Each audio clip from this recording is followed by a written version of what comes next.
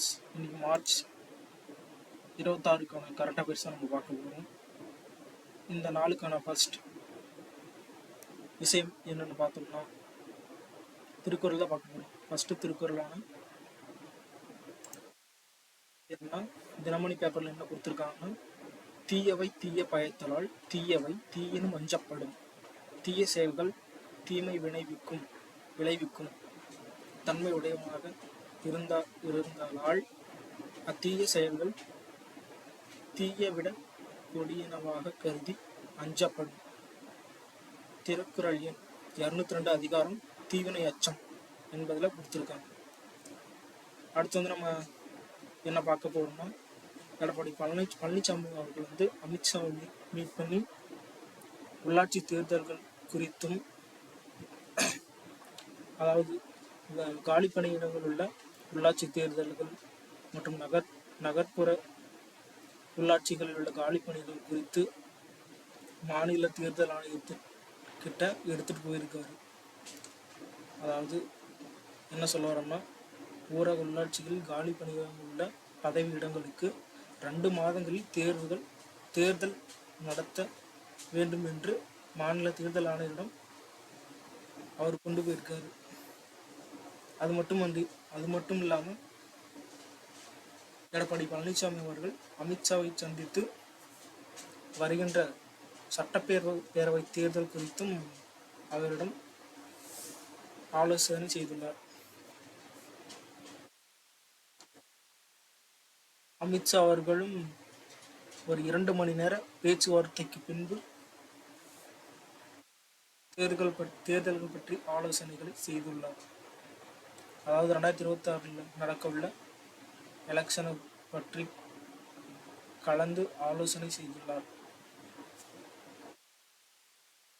அடுத்தனா, தமிழ் இந்தோ ஐரோப்பிய மொழிகளின் வேர்ச்சொல் ஒப்பீட்டு அகராதி நூல்கள் வெளியீட்டு விழாவில் முதல்வர் மு.க. ஸ்டாலின் அந்த இதில் வெளியிட்டிருக்காரு. அதாவது இந்தோ ஐரோப்பிய மொழிகளின் வேர்ச்சொல் ஒப்பீட்டு அகராதி நூல்களை முதல்வர் மு.க. ஸ்டாலின் அவர்கள் ஐரோப்பிய மொழிகளுக்கு பிற நாட்டு மொழிகளுக்கு இணையான தமிழ் மொழியோட ஒப்பீடு எப்படி இருக்குன்னு சொல்லி அது ஒரு ஒப்பீட்டு நிகழ்ச்சிகளாக தொகுத்து அதற்கான ஒப்பீட்டு அகராதி நூல்களை முதல்வர் மு.க. ஸ்டாலின் வெளியிட்டிருக்கிறார். அது என்னன்னா, நம்ம தமிழ் மொழியினோட தொன்மையையும் செம்மையையும் நிலைநாட்டிட பிற உலக மொழிகளுடன் தமிழின் மொழியியல் உறவு எப்படி இருக்கு என்று அறிவியல் பூர்வமான ஆய்வுகளை மேற்கொள்வது குறித்தும் அவசியமாக இருக்க வேண்டும் என்று மு.க. ஸ்டாலின் அவர்கள் முன்மொழிந்துள்ளார்.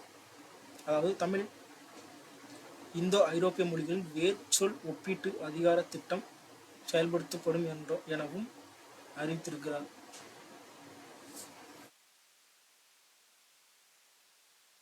அடுத்தது +2 பொதுத் தேர்வு நிறைவு. மே 9 தேர்தல் முடிவுகள் வெளியிடப்படும் என்று தமிழக +2 பொதுத் தேர்வு நிறைவடைந்த நிலையில் இறுதித் தேர்வான இயற்பியல் பாடத்தின் வினாத்தாள் பற்றி கடினமாக இருந்தும் மாணவர்கள் தெரிவித்தனர். இதுக்கான மொத்தம் பப்ளிக் எக்ஸாமோட ரிசல்ட் மே 9 வெளியிடுவாங்க என்று தகவல்கள் சொல்லியிருக்காங்க பள்ளி கல்வித்துறை சார்பாக. அடுத்து CISF சைக்கிள் பேரணிக்கு சென்னையில் வரவேற்பு. இது என்னன்னா, கடலோர பகுதி போதைப் பொருள் கடத்தல் அதை தடுக்கிறது குறித்து CISF இவங்க இராணுவ வீரர்கள் அந்த பட்டியலில் வருவாங்க. CIF இந்த மாதிரி வீரர்கள் விழிப்புணர்வு எங்கேருந்து ஸ்டார்ட் ஆச்சுன்னா, கொல்கத்தாவிலிருந்து சைக்கிள் வீரர்கள் சென்னை மெரினா கடற்கரைக்கு வந்தடைந்த நிலையில் அவர்களுக்கு உற்சாக வரவேற்பு அளிக்கப்பட்டது.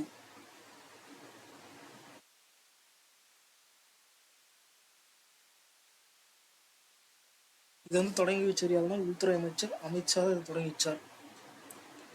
சென்னை மெரினா கடற்கரை தாண்டி அடுத்தது ஏப்ரல் 1 கன்னியாகுமரி சென்றடைய உள்ளனர். இந்த நிகழ்வை மையப்படுத்தி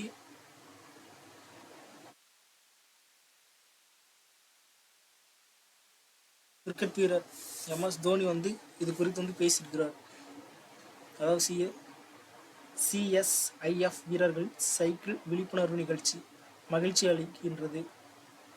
இந்த வீரர்கள் வந்து கடற்பகுதி, ரயில் நிலையம், விமான நிலையம் உள்ளிட்டவற்றில் பாதுகாப்பு பணியில் ஈடுபடுத்தி நாட்டு மக்களை பாதுகாக்க வேண்டும் என்று அவர் குறிப்பிட்டிருக்கிறார். அடுத்து மீண்டும் எல்லை தகராறுகள். ஜம்மு காஷ்மீரில் சட்டவிரோதமாக எல்லையை வந்து ஆக்கிரமிக்க பாகிஸ்தான் நினைக்குது.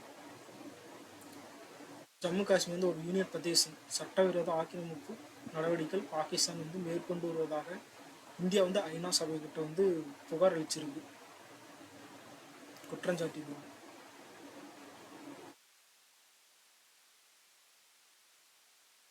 இது நண்பர்களே.